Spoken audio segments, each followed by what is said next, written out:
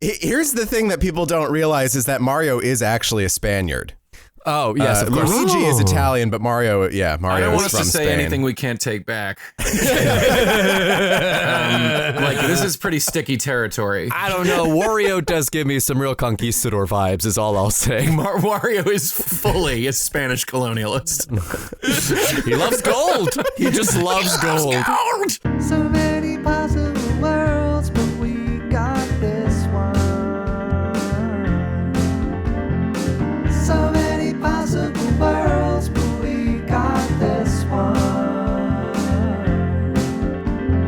Welcome to the worst of all possible worlds, the first and only podcast that loves gold. I'm the worst of all possible AJs. I'm the worst of all possible Joshes. And I'm the worst of all possible Brians. And joining us today, we have a stage actor, a cabaret MC, an incorrigible rogue about town. It's Abe Goldfarb, folks. Hi, y'all. Thanks for such an incorrigible rogue. I love it. Yeah. I think that's so fabulous. It's better than problematic reprobate. That was on my business card for a very long time. We had been talking about, different things that we could potentially discuss on the show, and the topic of Moulin Rouge came up. Well, I'm 43 years old, and so in 2001, when Moulin Rouge came out, I think it was either May or June, so I was either 21 or 22 years old. Perfect. It was the age. exact correct age, and I saw it at the Ziegfeld here in New York. So it was at this. Oh wow, that's like the perfect place to That's see. exactly. Yeah. It's literally you couldn't have asked for a more flawless frame. By the way, my old ridiculous dog is now clunking his bowl, so prepare for more of that. But I saw it opening night, and I was absolutely transported by it. I thought it was incredible. You know, I'd already watched some Fosse films as I was growing up, and. You know, if you're paying attention to movies and you recognize there's a lineage in film musicals, Yeah, right? yeah. Because the traditional thing is you pull the camera back, you show the line of movement in an extended take, and that's beautiful, and I appreciate it both in musicals and action pictures for sure. Chad Stahelski and David Leitch and all the 88 North guys have really brought that back in a big way. Yeah. You know, sort of post-born. But, you know, Fosse, of course, made this huge change where he was cutting to express the line of movement. He was breaking it up into an almost cubist kind of way. He would deconstruct the moves and direct the eye in a really very forceful kind of way. And if our listeners want a really great example of that, just go watch the Rich Man's Frug scene from Sweet Charity. It's fucking awesome. Or literally the Fly With Me number from All That Jazz, I think, is about as perfect an example of that as you can get. But the Sweet Charity one is great. Yeah. But I feel like Luhrmann operates on that continuum. And what he did was take the next logical step, which is to cut at the speed of your brain. You know, like he's trying to pick out, okay, what's the sensual, intellectual, visceral experience of being in this place? You know, because you've been in the middle of a dance floor, you know that you're not actually getting the full picture. So while I generally don't like overcutting in a film musical, you know, I rewatched Moulin Rouge for the episode. Right. Yeah. And what astonished me was I'm still not pissed off that we don't get a lot of sort of full continuous moves. Yeah. Because it is a genuinely immersive, almost virtual kind of experience. And and how it felt on the night. I mean, I was sweating by the end of that film. I was I was so fucking involved. I was so hyper stimulated. And it makes the moments when Luhrmann calms down and lets you soak in, say, a romantic or a tragic or a violent moment. He doesn't slow down for the comedy at all. If anything, he fucking floors it for the comedy. And we will definitely get to there. the comedy, which is absolutely. It's Marmite. It's Marmite territory, baby. You either love it or you hate it. Yes, sir. That was the experience. I was just so sucked in and astonished, and I walked out like my legs were wobbly. And it was the same feeling I had walking out of, I just saw the Bowie documentary, Moon Age Daydream. And that's a film that similarly refuses to give you an out. It's not a traditional format. There is, much as Moulin Rouge is sort of postmodern in a number of ways, both about the experience of watching a musical, the construction of a love story. You know, Moon Age Daydream is not a traditional documentary, but it kind of points up what those facets are that it's ignoring. Yeah. It's very aware of itself and its form. Yeah, well, my first experience with Moulin Rouge was through the hype machine, the VMAs, Christina Aguilera coming out there with the corset. Yeah, I mean, like, this thing really rode the MTV wave all the way to the box office. It was so overhyped, it was actually kind of annoying. And I was, 10 years old, so I was not in the target demographic for it yet. I think 14 is like the floor. Yes. Yeah. A 10-year-old Southern Baptist in Northwest New Mexico is probably Not the just target not audience for really who Baz. Baz Luhrmann is aiming for. What is camp, mommy? What is camp? Camp is scary. So I discovered it on DVD. It's a great movie for the DVD era, I think. That sort of fast cutting and just in the era of special features and everything like that, you can really see how Baz Luhrmann is like, I didn't have a plan. I put a camcorder on a stick and we built a giant model so that I could just point it, because he doesn't do storyboards, right? Like on the continuum of like Hitchcock, where you storyboard the whole thing out and then you just do it according to pre-production, to like Terrence Malick, where you just shoot like 8 hours of footage and then figure out in the editing room what the movie is. And Malick will literally give an intern a camera and just be like, shoot whatever. Yeah. And we'll see if it fits in the tapestry. Yeah, like Luhrmann definitely leans far more towards that, which is crazy considering how much like special effects shots there are, how much he has to do synchronized music stuff that usually requires you to be more Hitchcock-like or Robert Wise-like and be like, yeah, we're setting this up, we're doing it this way. And post-production was like a year on this film. Yeah, I believe it. Yeah. You don't hire this man if you want to stay on schedule. Nope. I mean that literally. That camcorder on a stick thing is not a joke. They built the miniatures. Of course, you can see the miniatures in the movie, but that was him storyboarding. As he would walk around taped, just fucking like scotch taped a camcorder onto a big dowel rod that he could hold around and grab the shots that he wanted so that he could show the DP and just say, hey, do this. Wild. I came to Baz Luhrmann when I was 11 years old, and I saw this movie for the first time. And it was talking about it like religion, by the way. I came to Baz Luhrmann as a young man.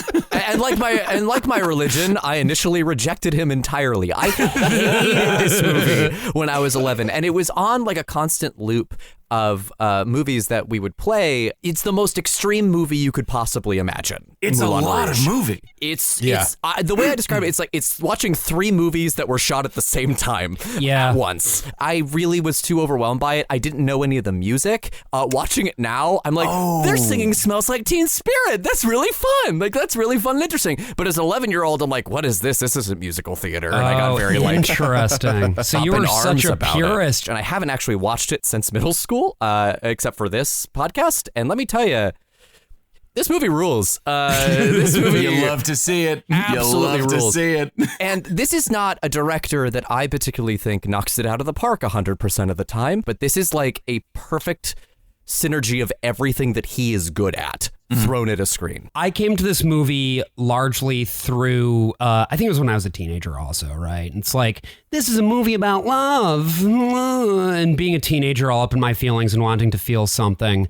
Sure. I watched this movie as a teenager and didn't care for it much. And coming back to it, actually, I'm like, I now appreciate the craft of it a lot more. Yeah. But there are still parts that I find really frustrating. And so I'm interested to sort of dig into these different components with everybody and see what works for people and what doesn't. This film is essentially a Hindi masala picture, but with the acceleration at like 1,000. Like it is a what would be a 3.5 hour Hindi masala picture squeezed into 2 hours. He talks about an experience when he saw a Bollywood movie in a theater with, here's the exact quote from Baz Luhrmann. Here we were with 2,000 Indians watching a film in Hindi, and there was good start, Baz. Yeah, great. And there was a lowest possible comedy, and then the incredible drama and tragedy, and then break out in songs. And it was 3.5 hours. We thought we had suddenly learned Hindi because we understood everything. We thought it was incredible how involved the audience were, how uncool they were, how their coolness had been ripped aside, and how they were united in the single singular sharing of the story, the thrill of thinking, could we ever do that in the West? Could we ever get past that cerebral cool and perceived cool? It required this idea of comic tragedy. Could you make those switches? Fine in Shakespeare, low comedy, and then you die in 5 minutes. In Moulin Rouge, we went further. Our recognizable story, though Orphean in shape, is derived from Camille La Boheme. Whether you know these texts or not, you recognize those patterns and those character types. Ebert wrote something very similar about seeing Subhash Ghai's movie Tal with Aishwarya Rai and Anil Kapoor and Akshay Khanna. He wrote a very similar piece about his experience in, I believe, Mumbai, going to a movie theater. Interesting. And seeing it and not quote unquote understanding it, but completely understanding it. Yeah, I wonder what would happen if you watched Moulin Rouge with the sound off. Would you still be able to get what's happening and what the beats were?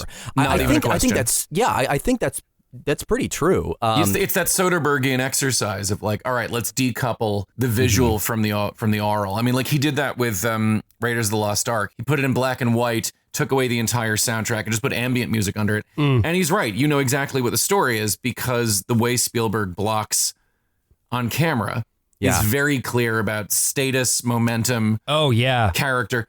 And so, you know, I feel like Luhrmann, similarly, what he's doing is so energetic and archetypal that it would be almost impossible to not understand the story. Mark Anthony Luhrmann was born in Sydney, Australia. His name, Baz, actually comes from a nickname he got in school for having weird hair, specifically the hair of a puppet character named Basil Brush, who appeared on British children's television, and is best known for his catchphrase, and I swear this is true. What is it? Ha ha ha, boom boom! That's a classic catchphrase. British television. It's important to remember that the Teletubbies came from England. Yes.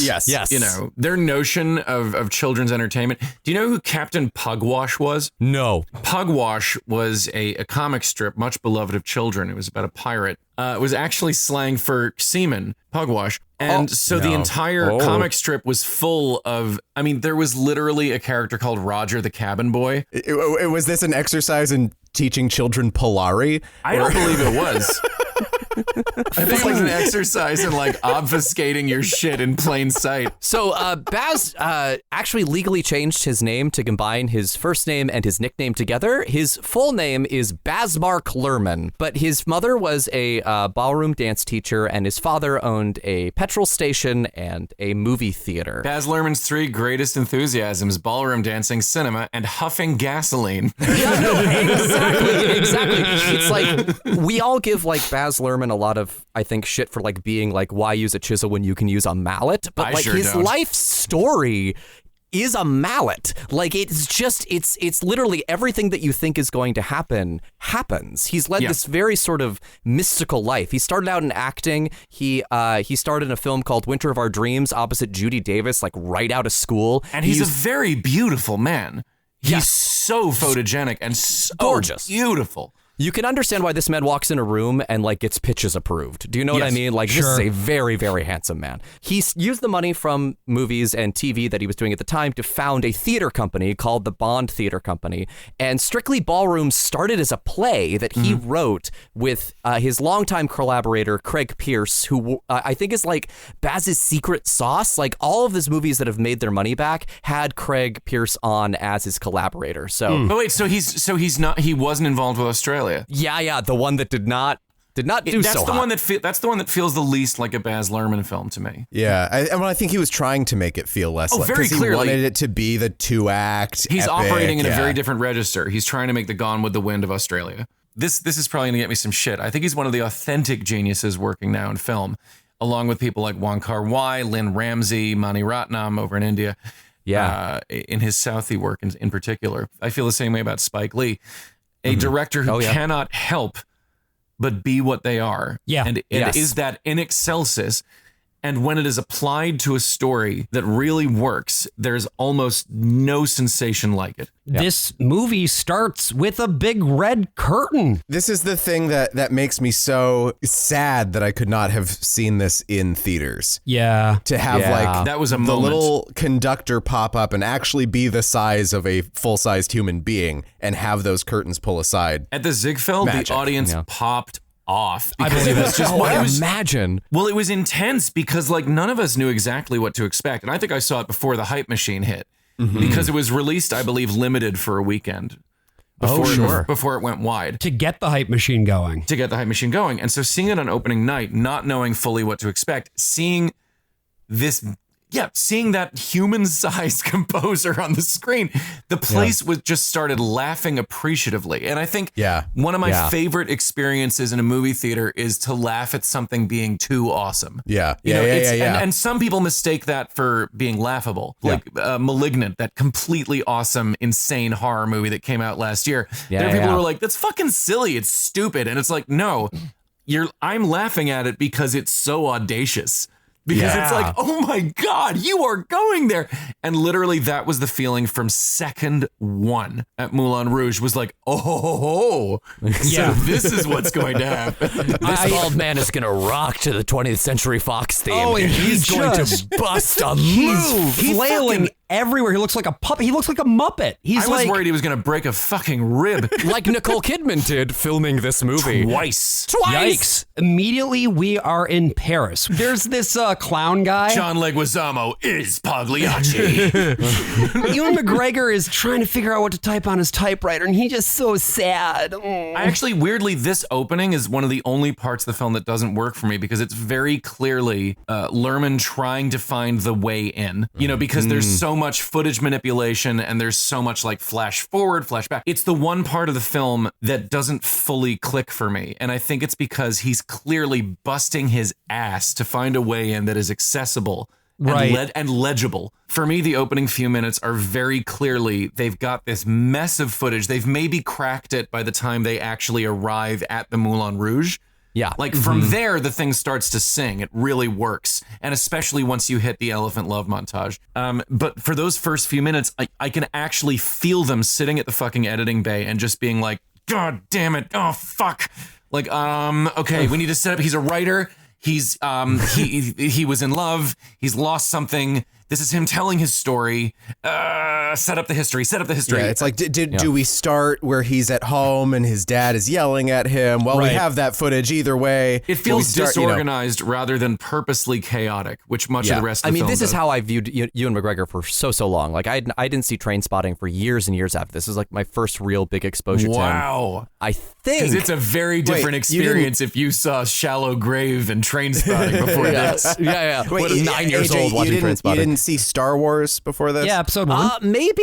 Maybe I did. You know what? Maybe I did. But I didn't actually equate the two. What we get here is we get this cross section of what Paris is supposed to look like around 1899, 1900, because we get two conflicting models of it. And really, it's interesting how these effects they're very cheap to do now. So you see them in a lot of very low budget productions. Yeah. These composites upon composites upon composites that at this time still would have been a little bit fresh and odd. That's right. That now just hit the cheap register in your brain. Well, it's shorthand now, as opposed to I'm going to invent out of whole cloth a different language for cinema. Yeah, so we see these highly composited images of people roving through the streets, and the first time we see them, it's penury and destruction and syphilis, and then the second time we see it, Christian is introducing his version of coming here,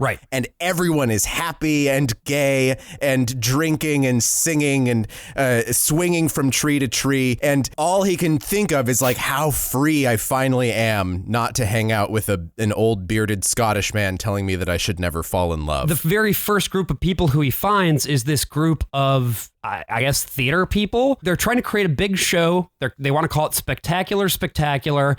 They can't quite find the through line, though, and one of the guys keeps falling asleep. Toulouse-Lautrec is trying to write The Sound of Music, but Nazis haven't been invented yet, so they can't find their through line. Yeah, also worth noting, the lyricist for the production, Audrey, is played by David Wenham, a.k.a. Faramir from the Lord of the Rings trilogy. I love how every actor in this movie commits to the camp in such a wonderful way. Not even a question. and we're going to get to Richard Roxburgh, but he might on some level be my favorite because I love when someone lacks shame completely. I was watching this opening sequence and the line came up. Luckily at that moment, an unconscious Argentinian fell through my roof. That's like a Douglas Adams line. I mean, one thing that seems to be very clear from this movie is that the actors really liked making it.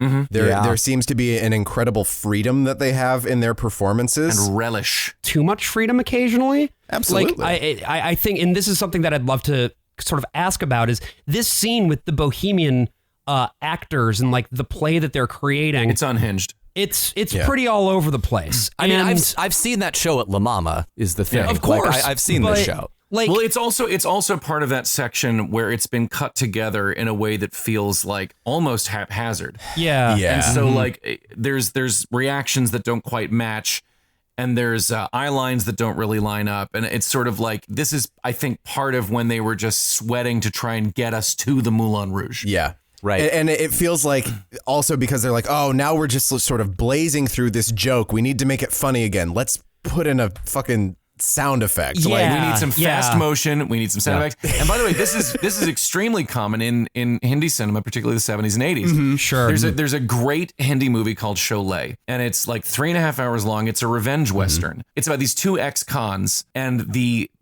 cop who put them in jail basically goes to them and is like, I need your help. There is a bandit. He is destroying my town, and you're the only two people who can stop him. Now, that's a straight ahead 90-minute story if ever you've heard one. But this is 3.5 hours. And so you get sequences. There is a scene where they're in jail where the warden is a diminutive Indian Hitler. And I mean, like, with a mustache, doing Hitler moves and comedy sound effects. And it's hijinks galore. And this comes not long after an astonishing action scene where a bunch of bandits on horseback try and rob a train and have a giant shootout. What's interesting about this first rehearsal thing is that there's, first of all, so many Dutch angles. You're falling all over the place. Yeah. But there's also this weird little Battlefield Earth levels of Dutch angling. Like just all over the place. But they don't last long enough for them to really register because we're like cutting to like another and another. It's a lot of Dutch angles, and it's a lot of like wide lens close-ups. It feels very little spatial orientation. Yeah, it feels very Terry Gilliam. It feels like a lot of what Julie Taymor was doing with some of the early scenes in Titus as well. But very few establishing shots. Yes. Yeah. It feels like a commercial is what it feels like. And we get to the point where Christian just belts out the actual lyrics to The Sound of Music, and we get, this is going to be like a jukebox thing. And we had heard Nature Boy a little bit before, but now we're incorporating not just like pop music, but also like actual honest to God musical theater sensibilities. Right. You know, like all creative endeavors, the person with the loudest tenor is always right. So Ewan McGregor wins. And then there's this weird little no homo moment between him. Yeah, which considering what a gay movie it is in so many respects, it is odd that there's this no homo moment. Yeah, what is that? Nothing funny. I just like talent. It's 2001 is what it is. It is 2001. And there's going to be a couple of 2001 things that come up. Like one of the only featured black performers is named Le Chocolat. Oh boy, that's a top secret joke, basically. Yeah, chocolate mousse. You know? It's just like there's just like little bits of that come and go. I think it could have been so much worse, is what I will say. Are about you kidding? Moulin Rouge. Oh yeah. Are you kidding? Oh boy, it could have gotten really, really bad. And the mixture of postmodernism and utter lack of self-consciousness is what makes it a Baz Luhrmann picture. Because a hint of self-consciousness, and you've got somebody commenting on the scenes as they go, as opposed to having a larger structural awareness of what it is you're making. Could you imagine Moulin Rouge with Marvel quips? I don't want to talk just about like, But they go to the Moulin Rouge because they want to get funding for Spectacular, and there's going to be a very rich duke there that night. And we finally go into hell. Orpheus descends down into the greatest hell you've ever seen. The movie kicks off. That's where it starts. Yeah. Although there's still, I just wanted to say, what the fuck is the bit before that with the green fairy? They're drinking It's the Green Fairy. It's What is Kylie that, Minogue. baby? It's What? fucking Kylie It's Minogue. Kylie Minogue. I know it's and Kylie allegedly Minogue. Ozzy But Osbourne. what is that? What is that moment? What do you mean? I actually don't understand It's the that Green question. Fairy. I don't understand why. That was just That's something what gets them there. All Absinthe artistic is often known collectives. as the Green Fairy. It's like that's No, your. no, I get that. I'm It's saying the Green Fairy, Josh. Why is that? Why is that All scene artistic there? collectives devolve into absinthe parties. This is just a truth universally acknowledged. It's the Green Fairy. I'm actually. I fully want to know what doesn't click for you about that. Nothing clicked about it. I thought it was so dumb. Like they were like, what is that? They drink this thing and then there's this totally unnecessary. Like it didn't connect. It's the It Green didn't- Fairy, Josh. I know. I don't want to be a Josh. dick. I don't get why you don't get it. I get what. I get It's the what Green it's. Fairy, Josh. I get what it's attempting to do. Right. Like it's attempting to show like, hey, this is a big sort of we're having a moment here. Everybody's coming together. They're experiencing this thing together, and This because is the of effect the alcohol has. this is the on effect them. the alcohol has. I just the way that the moment was put together didn't work for me. It didn't. It just- Sure. it felt strange. It felt out of place. And this, I think, goes back to the piece of like, I just wanted to get inside the Moulin Rouge. Yes. This And gets us inside. I mean, it's not really That's like actually- this that's is the the bridge. transition. Yeah. Yeah. Josh- It's when you and your friends get fucked up and go, let's go Okay. rage. Yeah. Okay. Josh, have you considered being hornier? No, look, I'll allow it. I'm just saying this is, I think, one of those things where my personal aesthetic preference really ends up running up against Baz Luhrmann in moments like this. Right. Like Sure. this is a moment that either works for you or it doesn't. And there's no in between. And I do feel like this is the point where it goes from being very unsure of itself, you know, To it's fast being- cutting and doing all that stuff, Yes. to being like, this is what we're doing. Yes. And Yes. it's just bug fuck and weird. And it's like, I'm the Green Fairy. Okay, sure. And oddly, from there on, it is seamless. There aren't, you don't see the joins. Yep. Because all of a sudden it snaps into focus and Luhrmann's aesthetic intention is right there. Absolutely. Because once we're inside the Moulin Rouge, Baz just fucking goes for it. Yeah. Up At until some this point, you're like, I don't think I think Baz can't do this, and then you're like, oh, Baz can. in pre-production, at You some point, they were just like,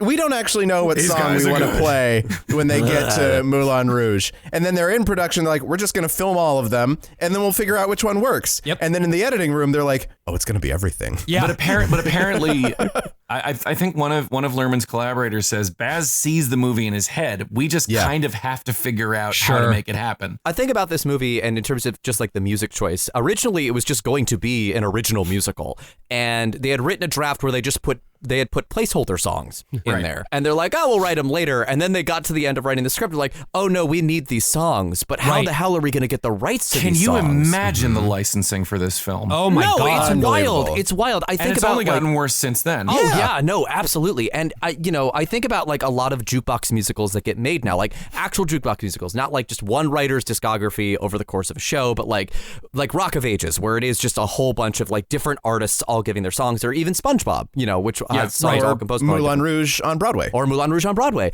And Which what again, I mean, the licensing for that, I fully Impossible. don't actually know how they did it. yeah, Because I saw the show and hearing what they did and what they used Doesn't make any sense. Listen, I know what it costs to run a show weekly on Broadway, yeah. and I fully don't know what arrangement they could have come up with to satisfy all parties that would make it remotely possible to run. Well, for the movie version, for the original 2001 movie version, the reason they were able to get the rights is because of Elton John.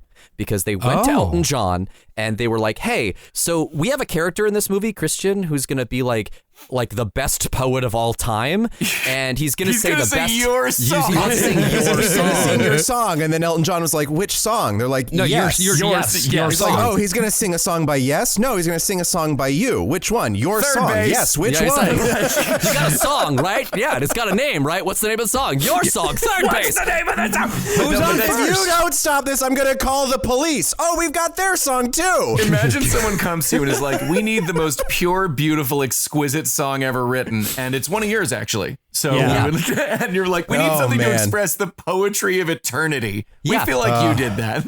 And so he says, yes, of course you can do it. And also, when you go to the other artists, say Elton's on board. Oh, sure. And every other artist fell in fucking line. Oh This my movie would God. not exist without Elton John. Interesting. Holy shit. And I think the thing amazing. that's really cool about the use of pop music in this movie is that it puts you directly in the frame of mind of the characters because of the fact that it's the year in this movie is obviously 1899. The summer of love, as he calls it. Yes. They would not literally be singing these songs. That doesn't make sense. No. But the fact that you know these songs, like fucking Smells Like Teen Spirit, these fucking guys in top hats and tuxes dancing around singing Smells Like Teen Spirit, it's like, I understand what the vibe is.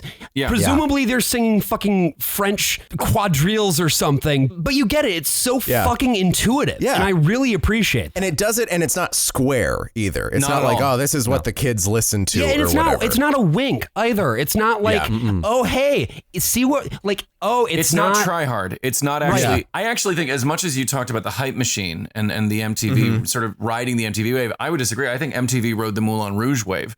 I think they saw what movie they had on hand and they were able to market it that way. I think Moulin Rouge was a completely intuitive work of art, and it worked so well that I think it set trends rather than riding them. You can't really accuse the guy who made the music video of Everybody's Free to Wear sunscreen of like following trends. Yeah, no. As like a naked commercial exercise. Baz Luhrmann, I don't think has a cynical bone in his body. I think this is the most earnest man who has ever existed. Yeah, and he saved Christmas. But the curious thing is that what we're talking about now is what puts him in line with an artist like David Bowie, who, had a solid 10-year stretch of being ahead of the curve. It ended with the Let's Dance era, where he literally was just like, I've decided I'm going to make the music people want to buy. But from sort of around the time of Man Who Sold the World through Scary Monsters, he was fully ahead of the curve, setting trends rather than following them. Yeah. And I think Luhrmann is one of those guys who had that kind of almost submental sense of like, this feels right. This feels like the right thing. Culture adjusted itself around him, much as it did around Bowie. And speaking of guys who just have a feel for the right thing, fucking Jim Broadbent. One of the greatest actors of all time. Oh my God. In this extraordinary performance as Harold Zidler, he is... From the moment he makes his entrance, he is gregarious, he is immediate, he is terrifying. And he's also giving a performance that's pitched to the fucking ceiling. You know what I mean? The best advice I ever got about acting in theater was this. There's 3 people at the back of the house. One of them can't see, one of them can't hear, and the third one doesn't speak the language. And all 3 of them need to have a full experience of your performance. Yeah. And he's doing that. And somehow, despite doing what you should never do on camera, which is pitch it that size. Yeah, this is a theatrical performance on camera. That's right. This is George Rose in The Mystery of Edwin Drood. That's correct. Which is incredible because the moments where he turns and like has to like carry a scene dramatically, he can do it. All of like the performance just goes away, and you just see this like deeply scared man like at the core of him. Just a broken shell of a guy. He's not just scared; he's also cynical. He understands the business, and he's saddened by his own cynicism. He wishes he didn't understand what it takes to make this run. Yeah. Well, and that's my favorite thing about the performance is that there's this awareness at all times. The way I'm operating is unconscionable, and yet this is how it works. You mentioned Fosse toward the beginning, Abe, and I feel like there's a bit of Bob Fosse in him too. Fosse as a guy was very, very much a similar to sort of, Fosse was more indulgently cruel than Zidler, I think. Yes, absolutely. But I would strongly recommend for anybody who's interested in learning more about Fosse to read Sam Wasson's biography about him. He has this sort of performative cruelty about him that is then sort of subsumed by the showman. I would argue that they are completely inextricable. Yeah. For Fosse. I would argue that one is not subsumed by the other, one is powered by the other. Yeah. But Zidler for me is conflicted. Fosse's conflict was largely like he just fucking hated himself. Right. But that turned itself into an outward cruelty and loathing. Zidler, I think, genuinely has a kernel of decency within him. He wants to be a good person. He just feels like he can't because of his station in life. He's running the business. This is how it runs. And that's the tragedy of Zidler. How did he not win an Oscar for this? Well, he did win an Oscar that year for a different movie. Was it Iris? It was Iris, right? Yeah, it was Best Supporting Actor for Iris. That's exactly right. This scene also brings us Broadbent's rap. Yes. His like, the outside it may be raining, but in here it's entertaining is about all you get from it. But there is a whole song there that was cut together and everything that used to be on the, in the old days of DVDs. It was on the deleted scenes. Great bonus features on that. One of the many great songs that they figured out how to mash up. And it's interesting that you talked about how Baz Luhrmann does the quick cutting thing without pissing you off. Because a lot of people were very mad at the way, especially this scene was edited. Right, because you don't see the line of movement. Yeah, because there's all this great choreography and the line of emotion. Yeah. And you're not going to be able to see all the choreography, but the effect of it is an absolutely worthy trade-off. What I think about when I think about this is Choi Hark. In a way that's similar to what we're talking about with David Bowie and Baz Luhrmann, he set trends for a decade in Hong Kong cinema. He made stars, and he basically had a production factory. And even the movies where he didn't direct, there's scenes where you're like, I know for a fact you were on set, and I know for a fact that you were like telling them how to do this. And he made some fantastic stuff, like he produced Chinese Ghost Story. He made one of the greatest films ever made, Peking Opera Blues. He made a film that actually ties into this in such a real way. It's called The Blade, and it's a martial arts picture. And it's about it was meant to be a remake of a classic Shaw Brothers film called The One-Armed Swordsman. But he was on set making the film, and the lead actress had kind of a nothing role. She plays this girl who's kind of infatuated with the lead character from afar. And she goes to Choi Hark and she's like, I gotta tell you, man, I got fucking nothing to do in this movie. This feels really simplistic and uninteresting to me. In a weekend, he rewrites the film, and the entire film is now told from the perspective of this like faraway yearning admirer who's no longer just a plot device to drive the conflict of the film, but whose perspective is now key to understanding this world of men. And beyond that, in a more direct way, the action in it is shot and cut at bewildering speed. Sure. And again, when it comes to martial arts pictures, I really love seeing the line of movement. Yeah, you want the choreography. Right. But in this one, Choi Hark pioneers a style of filming and cutting that is almost subliminal. There's a scene towards the end where there's like the big fight between the protagonist and the antagonist, and literally the protagonist is this fight is like cut, swing, spin, and literally the protagonist is yelling faster. Yeah, and so it starts cutting faster. Because what he's doing is he's screaming at the antagonist and saying like, you need to go faster if you're going to go toe to toe with me. But it's like a mission statement for the film. He's shrieking faster, and it's one of those things where I truly don't mind the trade-off of coherence for viscerality is actually completely fair for me. Because that's exactly what is happening here.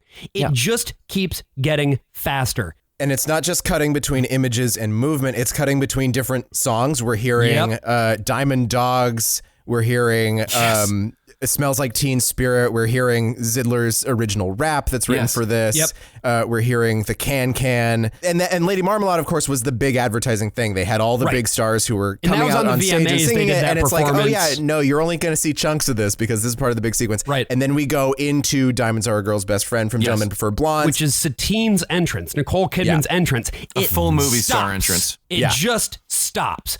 Everything has been going on at this point with Zidler yelling at the top of his lungs, doing the MC thing. But this is our big entrance. Yes. And the reason that this is so important in the context of the plot is that Christian, in order to get the play produced, needs to talk to Satine and tell her basically, hey, I'm a playwright. I can write this great show and we can get it produced. However, what should happen but a terrible misunderstanding? Shenanigans! In the classic farce tradition, what's supposed to happen is Satine is supposed to seduce this duke who is going fund to the renovation of the Moulin Rouge into a proper, legitimate theater and fund the production of the play as well. Yeah. But don't you know what? She picks the wrong guy. Whoopsie doopsies. They're both wearing a top hat. Yeah, because Zidler sees, he's the guy in the top hat, and Toulouse-Lautrec is waving his handkerchief at him. And then when she turns around, she sees Toulouse-Lautrec waving his handkerchief at Christian. Yes. Oh no! Oh, what a problem! What a conundrum. There is something I want to bring up about Satine's entrance too, because first of all, it's incredible. It's one of the most visually stunning things I think in the whole movie. Dude, she's so fucking hot. Like she it's insane. She gives a tremendous performance in this movie. And she'd been a lead before this movie, but I feel like this is where she became a fucking star. Yeah. This is the moment where it's like, oh, the camera literally can't help itself. Absolutely. Yeah, and it's also a movie that allows her to be goofy, which is something that I don't think she was allowed to do a lot which we're about to this. see. Yeah. This next scene is very, very goofy, but which is again what I think like why people like working with Baz Luhrmann, why she works with him again. It's like she can do a scene where she's both sexy and ridiculous in the same scene. But visually, in terms of like Satine's effect on the plot, when she enters the space and everything stops in the way it does, everything becomes a lot more regimented, right? Yes. All of a sudden, the men in the tuxedos aren't just like, entertain us. Like they're marching in like rhythm to her, just staring up at her agog, right? Yes. And we even like fast forward the film a little bit. It's like a little funny games moment where everything kind of scatters out. Because we're seeing the world of like we are Michael experiencing all Haneke's this. Moulin Rouge. Yeah, exactly. Now that's a movie, and I say this as a fan of Michael Haneke that I never want to see. Because if you think this movie is offensive about the way sex workers are treated in the hands of Baz Luhrmann, I want you to imagine Michael Haneke making a musical about a sex worker dying of fucking consumption for the personal growth of a dude. I'm gonna say I disagree with you. I want this movie. AJ, why don't you finish your thought? We are experiencing the Moulin Rouge through Christian's experience. So at first, it's chaos, it's color. The costume design is out of this world. It won the Academy Award, and it absolutely deserved to. The production design of this movie, out of this Baz world. Luhrmann's wife, by the way, the costume Catherine Martin. designer. Yes. Oh, okay. She of the famous credit card dress. It's very, very true. She worked on most of his married movies. They actually met collaborating on Strictly Ballroom, and then they just have collaborated together ever since. But the world comes into sharp focus. Yes. When Satine comes in, It's a head-on Foursquare shot.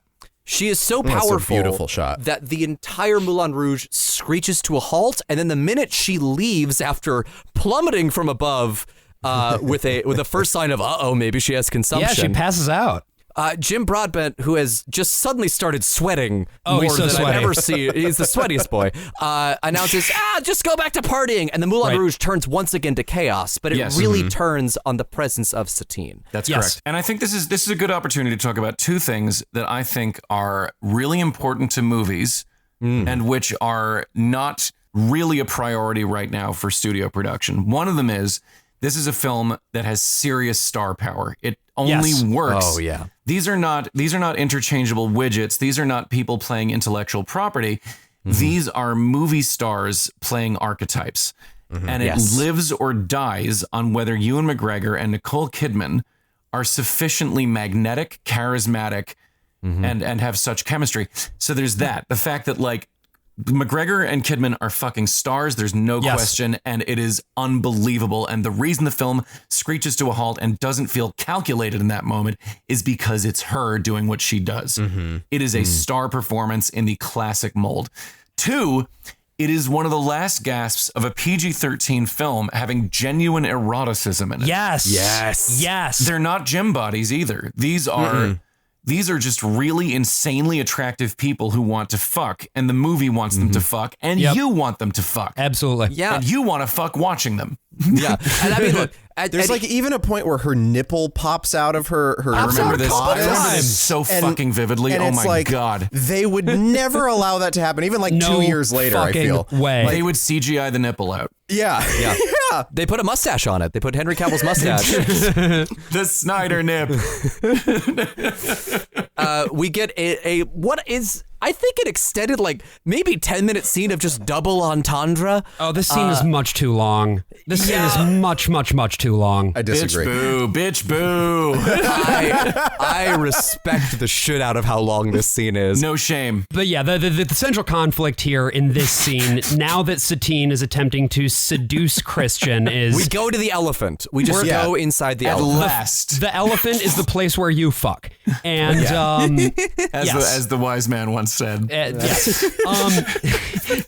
And of course, you've got this classic, like, you know, Three blind men touching an elephant. Oh, this is the place where you fuck. Yeah, this is the place where you fuck.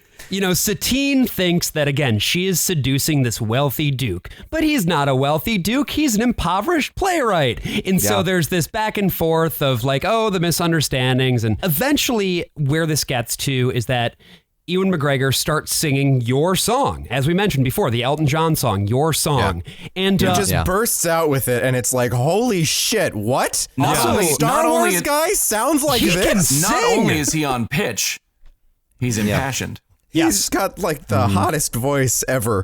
But his voice is so powerful, it literally lights up Paris. Yes. Like, all of a sudden, all the lights in Paris just turn on as the audience also turns on this movie. And Satine stops like playing horny at this point, and actually is now paying attention to him. She's like, holy shit, this guy is for real. The moon sings! It shouldn't work. This also has like 3 different versions, because there's one where the children's choir in the background becomes more prominent, and they were featured as like these like singing snowflakes. I'm glad they didn't do that. I'm also glad they didn't do that. There's one where the moon had a little bit more accompaniment. I think it's like they found the perfect mix of children's choir and the moon. And what I had forgotten, in my head, I remembered the moon being this big thing, right? But it's actually very small. Yeah, and it's only there for a second. The lovers are the big thing. Yeah. The lovers are the big thing. It doesn't distract. It's just something you catch and you're like, does that moon have a face? And is that moon singing at me in the most beautiful voice I've ever heard? Is that the Pringles man?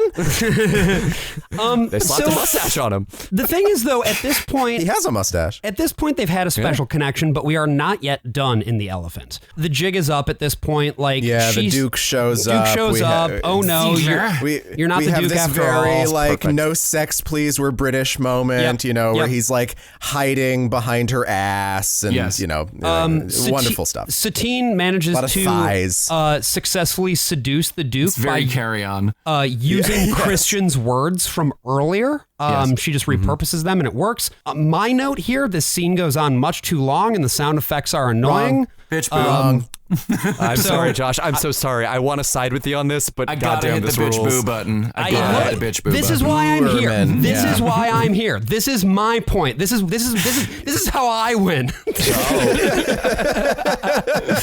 But I feel like that's very much a sort of bellwether for your experience with the film. Yeah. It's like, if you think this scene goes on too long, you think the movie goes on too long. And I do, yeah. So there you go. Which is, again, it's like, for me personally, there are a lot of things about this movie that I think are incredibly cool. Nicole Kidman and Ewan McGregor are fucking gigawatt bright. Like, they are intense. so good, and they are so Paris. hot together. And Luhrmann gets it when he's shooting them. Absolutely. It's just, but a lot of it is an aesthetic thing. And it's like, do you go along with the aesthetic or not? I'm going to be a little cranky throughout, and y'all are just going to have to deal with that. And I'm occasionally going to say bitch boo. That is your prerogative, and I encourage As it. an American. This is the trade-off. So, we get into a farcical situation where it's like he discovers Christian, and it's like, well, he's here because we're rehearsing Spectacular.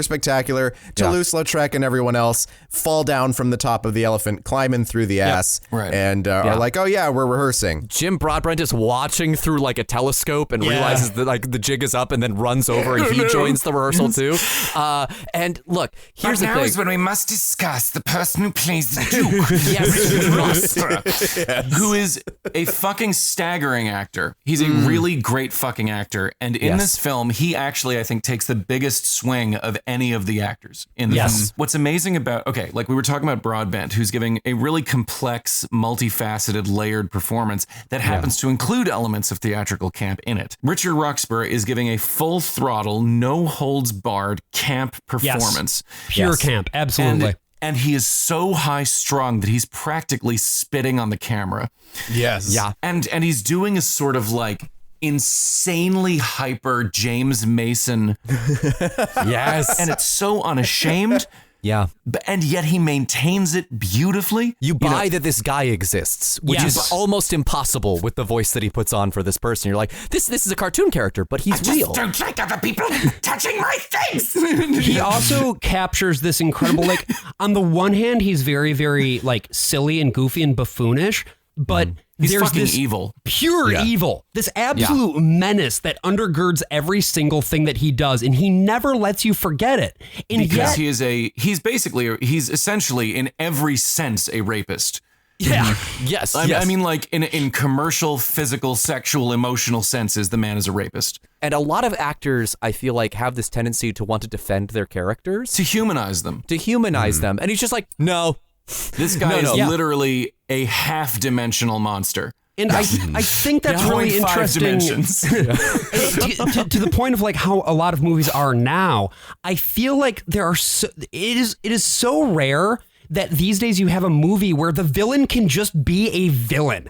I don't have to know what this guy's backstory is. I don't have to what a sympathize shame with it him. is when like all of our movies are fucking comic book movies. Right. That we don't have any of this kind of fun No, with our villains fuck at you. all. I just want a guy who I can hate. The film Yes. offloads that complexity onto Zidler. He's the character who is what the film needs him to be in whatever moment. Yes. Yeah. And it offloads a lot of the narrative and thematic complexity onto Broadbent, and Broadbent is actor enough to carry that. Zidler is as bad, I think, as the Duke because he, allows this to happen. Like Because he knows. He's he a enables facilitator it. of He's this. complicit. He has actual perspective, Yep. Yes. and he still does it. And the fact that Broadbent leaves you actually liking Zidler at all is an unbelievable accomplishment. Unbelievable. Absolutely. In order to try to then pull the Duke in and win his investment, in spite of him having again walked in on Christian and Satine in flagrante delicto, everybody pulls together and improvises a bullshitted story, which of course is done as a musical number to push We get Offenbach. It's just like done to the tune of the classic Can. Yep. You'll be shocked to learn it's another mashup. Absolutely. But with original lyrics. Baz and Craig Pierce wrote original lyrics. It's a great for this. fucking number. And, It's a and the great number is just the plot of the movie you're watching. Yes. And I feel like Yet again, Luhrmann is like, here's the actual scaffolding of the work of art you're watching. We're laying it bare. Curtains opening on curtains opening on curtains opening. Yes. they successfully pitched the Duke on investing in the show. The Duke gets Baz-pilled. Yes. He gets Baz-pilled and Based in Baz-pilled. he responds with a line that I think is just like a perfect line for an investor in any sort of media, which is, generally, I like it. And beautifully delivered by Roxburgh. Beautifully delivered. Yeah, Who, it almost by the way, Roxburgh in Elvis gives an exquisitely restrained and slightly heartbreaking performance. there's a quality about him that it always looks like a rat is about to escape his mouth, and he's That's doing correct. his best Yeah. to like constly swallow it back down. And on generally, I absorb like it. its essence. And absorb its essence so he could be more powerful. Yes. Folks, this elephant is so scalable. Like anyone can climb this elephant. It is the most. Security is lax. Yeah. Anytime, day or night, you want to get in that elephant, you just throw a rope up there and you can climb this baby. There weren't bouncers in 1899. Exactly. There sure weren't. There's just that one German guy who looks kind of like Victor Garber and has a gun. Yeah, a little bit. Oh, yeah. Yes. The manservant. Once again, only the rich have security. So now Christian really enters his pining phase. He's fucking pining for Satine hardcore. She gets her I Want song here. Yeah, it's dual pining. They're pining back and forth. Yes. 'Cause they can both see each other and from it's their respective sublimated, windows. so it aches yeah. so much. And then, of course, he goes back. Christian goes back and scales the fucking elephant. He's back, baby. And we get a medley of all the songs that played Delilah in the 90s. Yes. And God, yes. He's like the Shackleton of that elephant. I mean, he was just constantly. But yeah, we've got Heroes. Yes. David Bowie. We've got I Will Always Love You, Which is like yeah. the moment. Yeah, I mean, Yeah. the compositing just goes fucking ham at that point. Like Yes.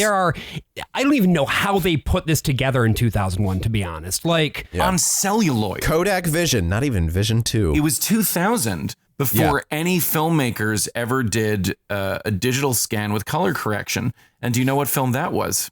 No. Oh, brother, where art thou? I saw that at midnight with my dad before I had my brain scanned to find out if my migraines were cancer or not. Turns out they were not. Hey. But you have to stay up all night in order to see. You have to stay up all night in order to see that. So in a way, it was one win after another. Yeah, really, it was. Yeah. It was really great, and that was my first Coen Brothers movie, and it rules. That'd be a cool show to talk imagine about. that. Imagine the fact that everything's shot on film. You've only just had the first movie at all ever where there's digital scanning and color correction. Yeah. Moulin Rouge, on the other hand, is piecing this shit together at an avid bay. I mean, that's why this is also one of the last big Kodak Vision movies. Vision 2 comes out in 2002 because they are trying to make a film that works better with digital compositing. Right. From a 2022 perspective, it looks dated. It doesn't. But that doesn't matter. But it doesn't matter. Exactly. Being dated works as kind of an asset to this in the same way that it works for Josie and the Pussycats. Yes, or George Pal's War of the Worlds. It doesn't look real. It just looks awesome. Yeah. Yeah. And the fact that it captures the era that it's in just plays it better. It's it's a movie where you want to capture the era. My note here is just honestly, how many people had their bisexual awakening as a result of this movie? I'm raising my hand. You can't see it. Hello. That's not true. My bisexual awakening was the result of a punk named Evan in my high school. Okay. With 40 self-inflicted body piercings. He's a patron, actually. I thought you were about to be and you're never going to guess, Abe, who's coming on right now. Evan, would you like to join the Zoom call? Behind you. It's 2 weeks in a row that we've done this gag. It's a bit now. This goes back to what you were saying before, Abe, about a willingness to really lean into full-on eroticism and sensuality in a PG-13 movie. Yes. It doesn't matter that they're not nude. This is way hotter than... It's so hot. It's just the fucking sex scene hot. in Eternals, you didn't find that to be a particularly rousing I happen to sex scene? find shoulders highly erotic. but no, a lot of sharp corners. A lot of sharp corners. But no, I mean, but it's a passionate need. Yeah. These characters want a bone. What's very interesting about it is that Satine doesn't believe in love. She obviously believes in sex, but she does not believe that love is a thing that you can have in this world because you just have to survive. It's about survival. Right. It's about surviving capitalism, basically. Yeah, it's about surviving capitalism. And McGregor's like, but you're not really alive unless there's love. And the whole song is him convincing her that it's a many splendored thing. That it's a many splendored thing. All you need is love, one might say. Yeah. And he does it. And in the process, I think he also wins us over to the idea of loving him. It's this beautiful transcendent sequence. And you'd think that it'd be redundant because they'd already done your song in sort of the same similar, in the elephant, they go to the dream space, right? But it's a different argument. It's a different argument. It's an entirely different argument, and it one-ups your song immensely. And somehow this Captain Save-A-Ho character, played by Ewan McGregor, somehow you again, it's like the Broadbent conundrum. How do I walk away liking this dude? And yet, it's through the sheer power of acting and star power. Yes. Yeah. There's something about the use of music in this place. It's the old fucking cliche with musical theater, right? You sing when words can't express it, right? You have to, you are forced to sing because it is only through song that you can express the thing that is in your heart. Mm-hmm. And I think this movie does such a great job of that thing. That's what makes it so transcendent. It's that coupled with the fact that the songs are songs that you know. I don't really like jukebox musicals that much normally, except for Mamma Mia, which I will go to the mat for. But broadly speaking, I've been fucking Mamma Mia pilled. There's no question. Yeah, for sure. Here we go again. Which, by the way, is the Godfather 2 of the Mamma Mia verse. Correct. In that it has a dual structure. I really hope. Does this mean that we're going to get a Mamma Mia Godfather 3? I hope so. It's How Could I Resist Ya? Coda. Mamma Mia, How Could I Resist Ya? Mamma Mia Coda, the death of Sophie. It's set in 2098. It's generations down the line. We just do Sunday, but with Mamma Mia. And Sophia Coppola is in it. It ends with Seyfried in a chair, slowly dying and going, "Here we go." But just to get this thought over the line here, It's the fact that the musical selections were so perfectly calibrated to the moment. This isn't what songs can we shove in that will express this, or here are the songs that we can select from, so what might fit in here to make this moment work. Yeah, like here's what the record label wants us to put in. Exactly. Yeah. It's not that. It's how do we use the vernacular of pop music to effectively express the pining and the need that are felt by these characters in this moment. And when pop music is at its best, that is what it is able to do. That's correct. And also, it's another example of how this film set trends rather than following them, because every choice in it is dramaturgical. Yes. It's not based on what's in the charts, because a lot of the songs, the vast majority of them hadn't charted for like 20 years at least. Also, some not even in America. Pride in the Name of Love by U2? Like, You're right. what? Yeah. That's not, that would not be a selection. That is not a chart topper. There's so much about it that I actually feel, especially when we get into into the back half, that I feel like it starts to drag a little bit for me. I'm not as fully invested as I am at the beginning, but I think this is like one of the peak numbers for me. There is an exception in the second part, which we will certainly get to. Yes. But this is like, when people ask me what is Moulin Rouge, I will say it's the Love You medley on top of the elephant. I mean, this is unadulterated Luhrmann. He brings the moon back for a reprise. We get a little bit closer to the moon. He hits this beautiful high note, and it takes us into the second major half of the movie. And I like, think, baby, if you don't get it by now, you're not going to get it. No, but unfortunately we've locked the doors. You are now trapped in the elephant until the end of the movie. In the love pop abattoir of Baz Luhrmann's imagination. So when we return, we will be then, seeing how this love story unfolds. And it's, it's one of those things that like we're going to get a lot more songs as we go along. And obviously, as Brian's brought up a lot in the podcast so far, there are a lot of songs that were cut, in order to make that didn't quite make it into Moulin Rouge. And there was a concerted effort at first to try and make the Duke a little more likable. Really? So you can't see it, but I'm doing a jerk off motion. So well, let's give a listen to some of these exclusive tracks that we have been able to dig up. Great. Sung by the Duke. This is satanic. Mr. the Duke. I gave you all the clues. Hello, inferiors. Mr. the Duke here, star of the 2001 film Moulin Rouge.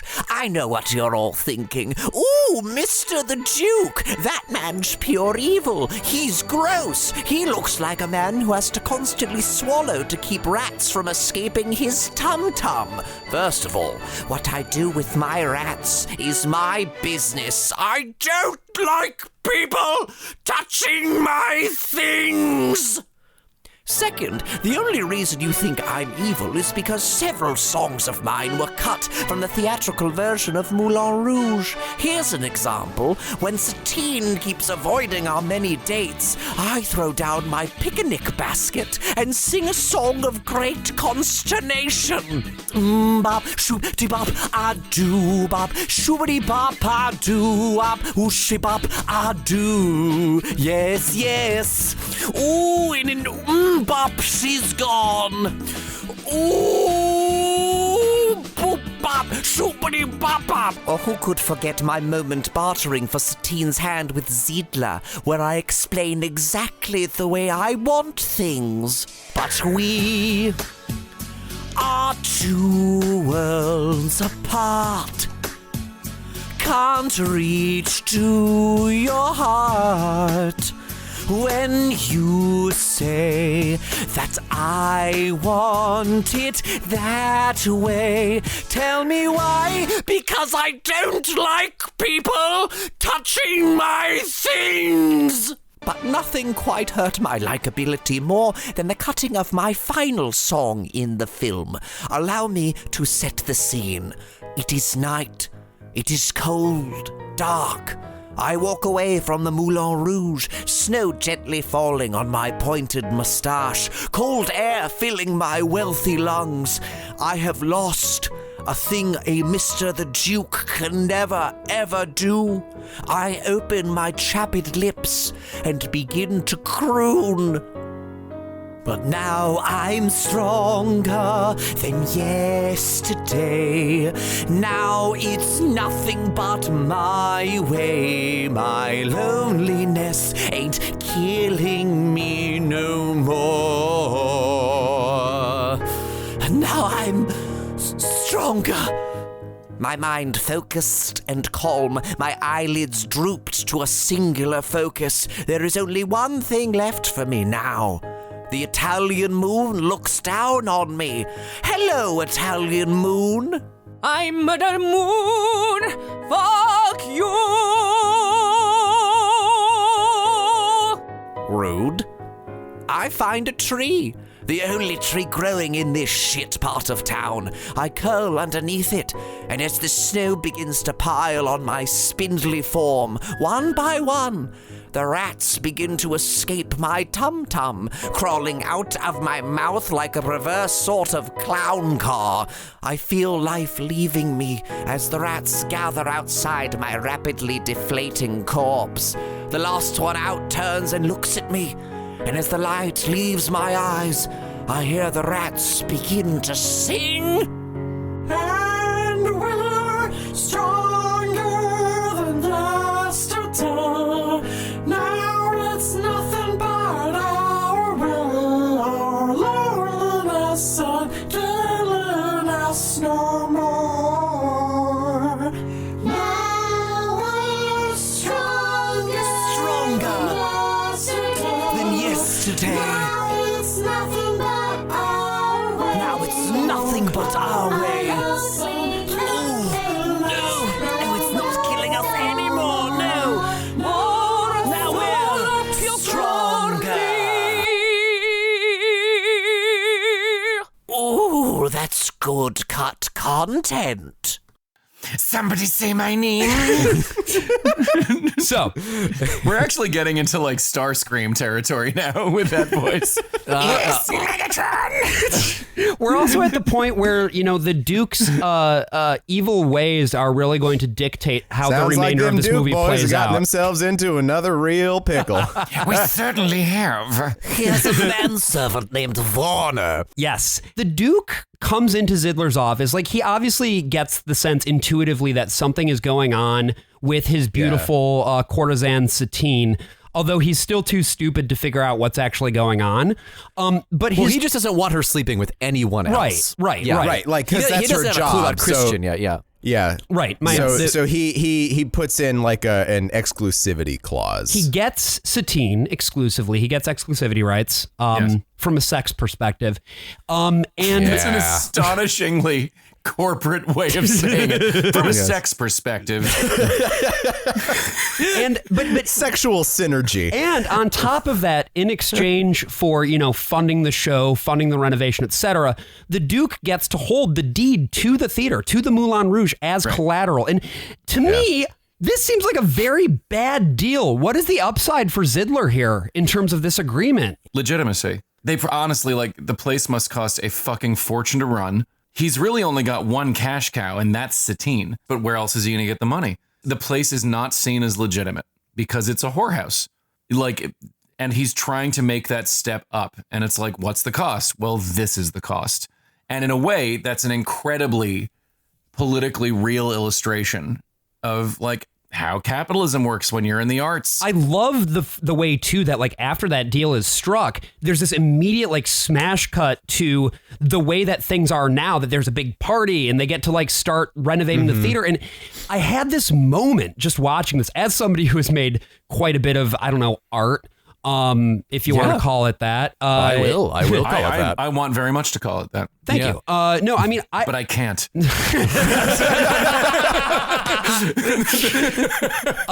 No, I mean, I've produced and directed a lot of stuff on a shoestring budget, including stuff that Brian and AJ have been in. Yeah. And I know you guys all remember that getting that stuff up off the ground on that shoestring budget was fucking challenging. It's a motherfucker. And if some person had come in and been like, here's a blank check, do what you want, and the only condition is something heinous, depending on the level of how heinous it is, I don't know. Like You'd be selling me, Josh. You'd be selling me. Oh, well, then I'd do it if I'd sell AJ. I'd sell AJ. But it's a moving line. Right. Yeah. It's always a shifting line. Let me tell you about the wonderful world of PPP loans. And shuttered venues operators grant. Yes. Anyway, I could tell you some stories I actually can't tell you some stories, but I in theory could tell you some stories about once you're in the big money realm, the ways in which the work is affected according to the seemingly bizarre personal dictates of the people with the checkbook. It's actually very strange. Yeah, it's not even stuff that makes business sense necessarily. Well, I think about I think it was, what was it, Jerry Weintraub, who was just, I forget who it was, John Peters, the producer who was like, I need to have a giant mechanical spider in this movie. And it's like he Barbara couldn't. Streisand's husband. Okay. Yeah, he tried to do that with Tim Burton's Superman. It was just every movie. He was like, I need to get the spider in there. Was and that he finally Wild got it in. Yeah. Yep, He produced it was Wild Wild So West. that's why there's that fucking spider in Wild West. It's because John Peters needed in a movie that he produced to have a giant mechanical spider. Yeah. He had been working towards that for about 20 years. That's amazing. Through all the development of like the Kevin Smith scripted Superman story when Tim Burton was going to do Superman Lives, this was the summit. This is what he needed. I imagine that he and Barbara must have had that conversation doing A Star Is Born as well. Like, Barbara, can we... Okay, like hear me out, okay? Like, this is going to be a little different from the Judy Garland version, but... Okay. Yeah. What if there's just a big spider? I want a big mechanical. About that, John. I really, She's like cloning dogs in the corner. Like, I don't know about that. I really want. I'm doing a hand crank motion. It's all in one room that this happens. Yes. And it's the dog It's in that cloning cellar. room. It's in that fucking like marketplace Hand-cranked cellar dog that she cloner. has. Who is this for? It's for Barbara. She's like, I don't know, John. A giant spider sounds a little outlandish.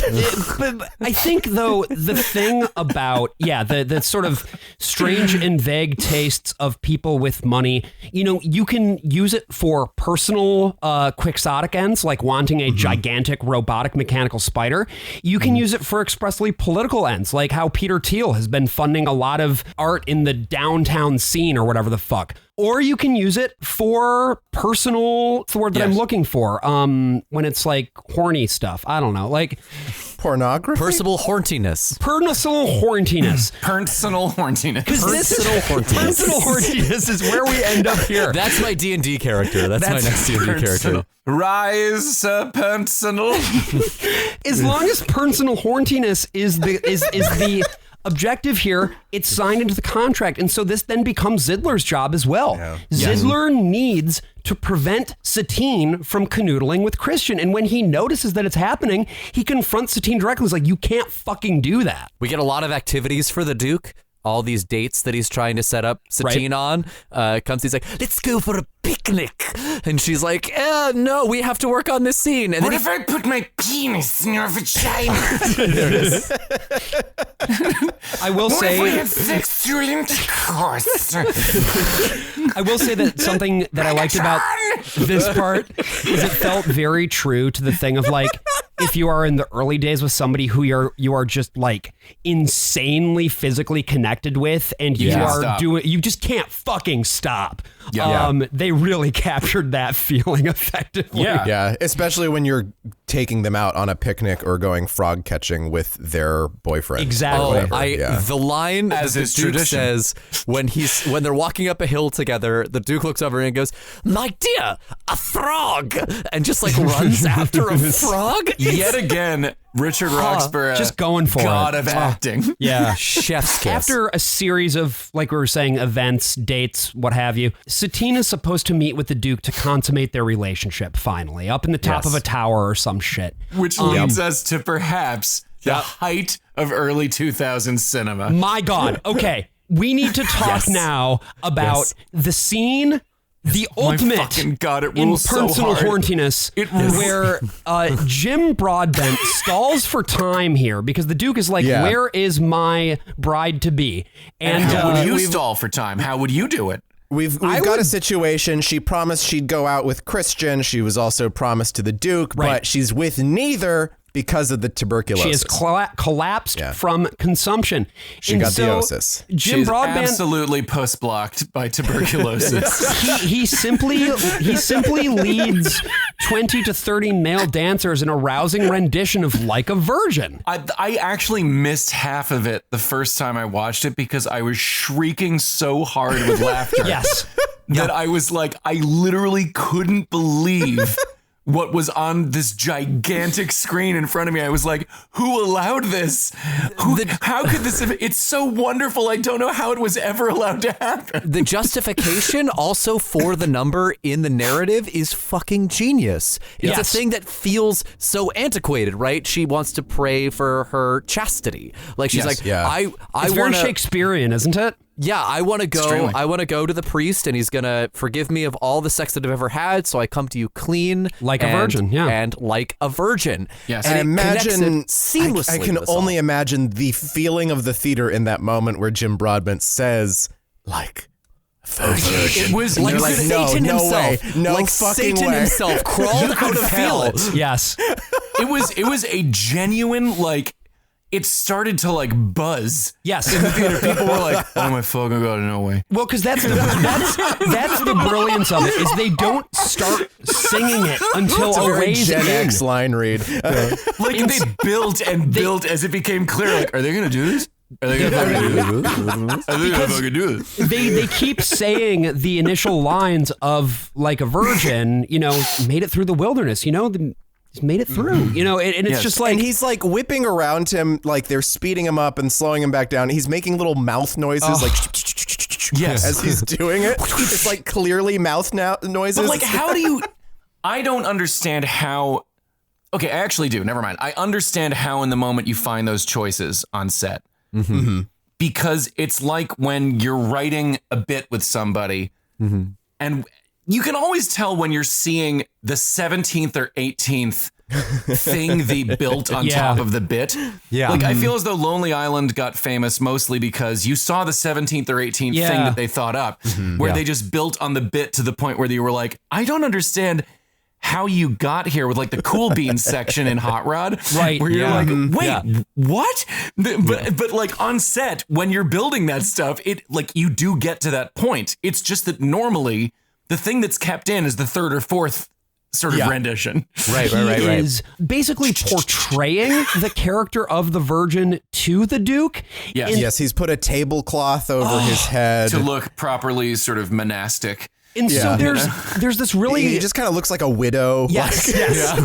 And so there's this absolutely demented net effect because Jim Broadbent, who is a very, first of all, kind of goofy looking guy. Especially in this movie where he's got this crazy facial hair, square red. faced and jowly. And This is incorporated with then this really impressive scene partner work between Broadbent and Roxburgh, where they clearly are playing off of each other so effectively here. It's astonishing. It is astonishing watching them together, and they egg each other on as actors in the scene. I think George C. Scott once said, the difference between a good performance and a great performance is joy. And you can see the two of them sparking so fucking hard in this scene and just being like, no, you go farther. No, you go farther. They divert back to teenagers. Like it feels like you're watching two teenagers like giggling over they're getting away with it. Yeah, no, they absolutely are. And you get a scene where there's just boob jellos. Where there's just jellos of boobs. Like, do you think around. that was planned, or they were shooting the scene and they were like, all right, for this bit, we may need a very vivid tit-shaped jello mold that jiggles just so. And the processor was like, listen, I already got one in my trailer. Funny you should mention it, Baz. Because this number is such a goofy, like George Abbott kind of number that the tit jellos, I think, make sense as part of the pre-production process. Yeah. Like maybe as much as anything could. I have a friend, Brian Silliman. He is the co-star of this movie, First Time Caller, that I just made. And we've known each other now for, like 18 years. 19 years. It's been fucking 19 years. He's one of my favorite people ever. and we've worked together a couple times, been on stage together a couple times. I was in a show by Clay McLeod Chapman called Seasick, and Clay Chapman does a show called The Pumpkin Pie Show. It was all storytelling. It's direct address. Oh, wow. But this is one of the shows he wrote where in addition to the monologues, there were scenes. And it was this comic horror play about a norovirus outbreak on a cruise ship. And it is the most disgusting fucking thing. Go on. Someone literally at one point almost vomited just because of the words. There was no on stage like shit, blood, vomit, none of that. It was all just talking about it. Yeah. And it was the funniest thing I've ever been a fucking part of. There were scenes where Brian is playing the sort of patriarch of this family who's trying to sort of get them out of this zombie outbreak of a norovirus where everybody's just vomiting and shitting all over the place. And like I was playing his sort of tender-hearted, timid son, and like the ways in which we just urged each other on, or like when there was a monologue, the other actors would sit on the side of the stage and we would just try and find ways to crack up not the audience, but the people sitting on the stage with us. And there was a moment where I played a sort of maniacal French chef. And so I put on this outrageous accent. Yeah. Yeah, like I don't want to fucking be realistic. I want to be this guy. And I remember why be realistic when I could be this guy? That's that's the story of acting. Exactly. But there were a couple of reads where I specifically calibrated to try and ruin him. Yeah. And one of them was just like, I'm on my knees in front of this hallucinated like seafood god. And the line is, have I shat in my pants? And I literally screamed at the top of my lungs, "Have a shat in my pants!" and Silliman had to look away. But that's it. That's the feeling. Yeah. Where you're like, I fucking dare you to keep going with this. I there's double nothing better dog than dare that. you, motherfucker. I did a play for 3 years called Puffs, or 7 increasingly eventful years at a certain school of magic and magic. I think it's been renamed Turfs.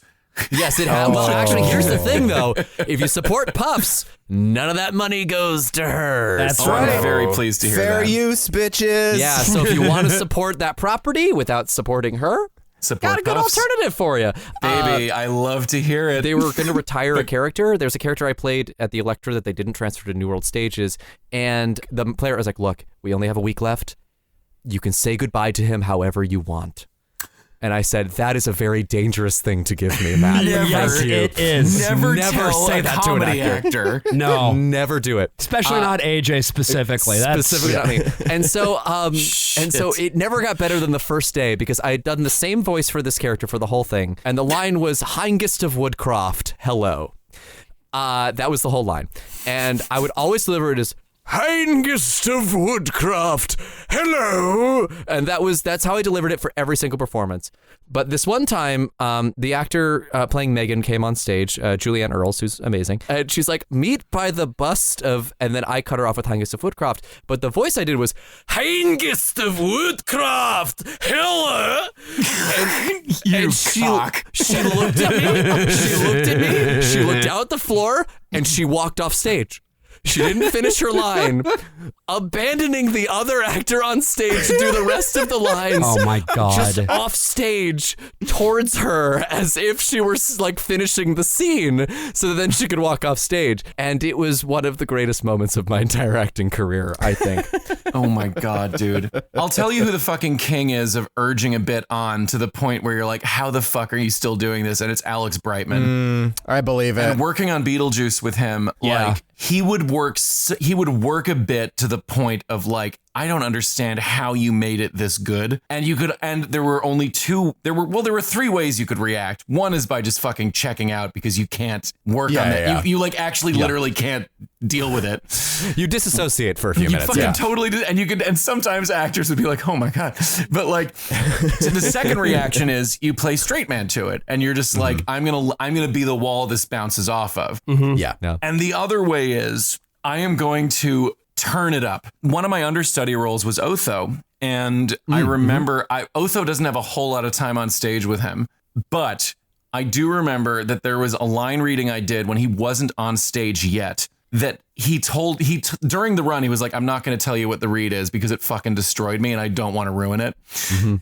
But I remember that, like, I do this line read, Beetlejuice shows up in a couple minutes and then chases Otho off stage. And the first time we did it, when I went on at the Winter Garden, we're on the house wagon. It's rolling up stage and Brightman chases me off and just immediately wraps his arms around me. And it's just like, I love that. But it was That's so sweet. It was this gesture of like, you motherfucker. Yeah. Yeah. That's awesome. And I think when we come together, making each other better is a really nice sentiment, because I feel like on this podcast, when we come together, we make each other worse. Yeah, it's like reverse synergy. It is.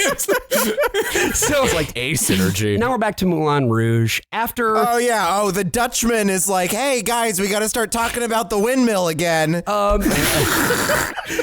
I don't imagine guys, it's a windmill just like they have in Holland, Michigan, and Pella, Iowa. Windmill? It is me, Wallo Ivo van Hove. Listen, as far as I'm concerned, it's a win-win.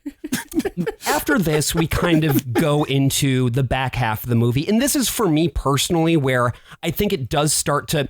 The timing no longer feels quite as tight as it does in the first hour. Because this is when the tragedy starts to come in. Well, it's the problem you get with music biopics, where basically, if it's done in a traditional way, the back half of the music biopic is the bit where it's all downslide. Yes. It's all drugs, yeah. Yes. And in this case, we finally officially learn that Satine is in fact dying of consumption. At this point, we're about an hour 6 into the movie, and the movie overall is about 2 hours long. Yeah. You know, Satine tries to fucking put on the performance of her life to try to save the show. Convince the Duke to come up, spend the night with her. Christian gets really jealous. He's like, oh, you can't sleep with it. Fuck you, dude. You know what you signed up for here. And this ends up being kind of the core conflict from here on out. I would like to talk about this a little bit, because this is the one part where I was like, I don't feel like this conflict is grounded in who these characters are. I just couldn't really buy this. Oh. And so this is, and feel free to disagree with me on this. I'm not saying bitch boo just yet. but it's building. Because the you know, because bitch boo. Oh God, it escaped. The easy thing to say would be, oh, this is a problematic narrative, right? Like, oh, it no, is a problematic narrative. It absolutely is. It is. But I think the reason that it doesn't land, and the reason that it feels dramatically unsatisfying, is that it leans more into sort of social mores around sex work than grounding the stakes in these characters, who they are and what they would want. I would argue it's both. I would argue that yes, it plays into problematic larger cultural narratives around sex work, and based on what we've seen of these characters, yes, I fully believe that Christian at this point grows possessive. Okay. Because like I really and I don't know how conscious the film is of Christian not being a great dude about this. Right. Yeah. It's hard to say, but also I'm like, I'm not somebody who needs my protagonists signposted with this behavior is bad or this behavior should be emulated. Right. But, so like all that is irrelevant to me, because also it's fucking 20 years old, and you know, there were less forward thinking movies around sex work at that time in the mainstream. Right. Outside the mainstream, lots of interesting work. Inside the mainstream, not so much. Right. And you know, I don't know, man. I just buy it. I feel like it's this feverish love that tips into obsession and possessiveness. And I want to believe that Luhrmann understands that Christian's behavior is kind of a flip side of the Duke not liking people touching his things. Yeah. And I think the musical on Broadway actually leans into that a little bit more and shows like the darker side of Christian. Yes, yes, it does. And I think to what extent that is successful, I think it is up for debate. But the number that comes out of this obsession is probably my favorite section of the whole movie. The Roxanne tango? The Roxanne fucking tango. Another absolute fucking baller. Number. This is electrically filmed. Like Luhrmann, it plays to all of Luhrmann's strengths, right? Ballroom dancing, filming ballroom dancing. The emotional like climax of like all of these characters coming together, and just one of those amazing moments of kismet where they blended Roxanne into this, I believe, Argentinian tango. Yeah. And then when Sting saw the movie, came up to them afterwards and said, "How did you know Roxanne was written as a tango?" Oh, wow. I didn't know that. Yeah. That's rad. That comes from Maureen Lee Lenker's article in Entertainment Weekly about Moulin Rouge that was just published 2 years ago. Wow. That is So incredibly interesting. enlightening. Putting it in the episode notes. Go check it out. Neat. A lot of really cool little secrets like that. It sounds so different from so many of the other songs in the film, right? That man's baritone, Oh, baby. cutting through Roxanne. What Like, a it's just like So performance. gravelly, growly kind of. It's like the only thing I can really equate it to is Patrick Page in fucking Hadestown. Like, Yeah, totally. Just this like this thing that rattles, a voice that rattles in your rib cage as you Like, watch bitch, it. I hope you only had to do one take of that vocal because Yeah, I don't know how you do it. I mean, And unless he's like Alex Brightman, Yeah, and exactly, he can yeah. just turn that shit on. I don't know. God, I can't imagine playing Beetlejuice. you don't have to do the growl, but it's still difficult without the growl. Yeah. Yeah. Because Oh, I did my put-in rehearsal and I wanted to sleep for a week afterwards. Oh, wow. You have to carry that show. You have to drag it behind you. Like it is such a. You're the MC. You're the Zidler. So this is obviously the lowest low point, but Satine is saved from the Duke's ravaging, which is another big problematic thing in this movie, that sex workers need to be saved. It is that old trope. Well, I Captain even Save-A-Ho. it's also like the guy who saves her is somebody we have basically seen nothing of before. Yeah, he doesn't have any like he's- spoken lines. This is Le Chocolat, again, one of the only black actors. but a massive, muscular, basically sub-verbal character. Yes. Yes. It's There's not a lot to pick apart here to find a problem. Yeah. no. Satine runs back to Christian and says, I couldn't go through it. And he's like, well, let's run away together. You and I, let's just do this thing. And we already know that's not going to work out because she fucking dies. We Because know we've seen she's it at going to the die. beginning. Yeah, and so her consumption just gets worse. Yep. And then it's Ziedler who has to be like, hey, you're going to die. Right. Like, he's the one who breaks the news to her that the doctor told him, and I guess everyone else but her, that she's going to die. But again, Zidler is whatever the plot needs him to be. And yet again, Broadbent completely sells it to the point where you're like, this is one character who makes sense. Absolutely. So much of what's going to happen here at the end rides specifically on Jim Broadbent's performance. The thing about this moment that's so precisely calibrated, though, is that you can see that it brings him so much pain to have to do all of this. And yet, it's not purely altruistic. He still has the business's bottom line in mind. That's right. That's what keeps him going. And so we find ourselves on opening night of this show. We have a new ending where the evil Maharaja has claimed Satine's character for his own. Much as Baz Luhrmann has claimed Bollywood tropes for his own. He's taking from the late 19th century Orientalist tradition and being like, yes, I am also an Orientalist. Well, this is what I am doing. I feel like he myself. tries to ride the line of being like, no I'm one's doing in brown face. Let's be very clear. Yes. It could have been so much There is worse. some blue later on. There's some but, blue. There is a little blue. There is a little blue later on. So we actually get the sequence that combines Diamonds Are a Girl's Best Friend with Chama Chama from the Indian movie China Gate. China which came out Gate with Nasiruddin Shah. only a couple years earlier. Great picture. It's basically Seven Samurai. Chama Chama was an item number in many Indian film cultures because there are very many of them. You've got like a Hindi, Tamil, Telugu, Bengali, Punjabi. There's like something like 20 discrete industries in a story almost utterly disconnected from the fucking narrative. You will have, as a way of playing to the farthest cheap seats, a number where a gorgeous woman comes on and performs a song. And frequently it'll be like, in the villain's den, there will be a hot dancing girl doing a number.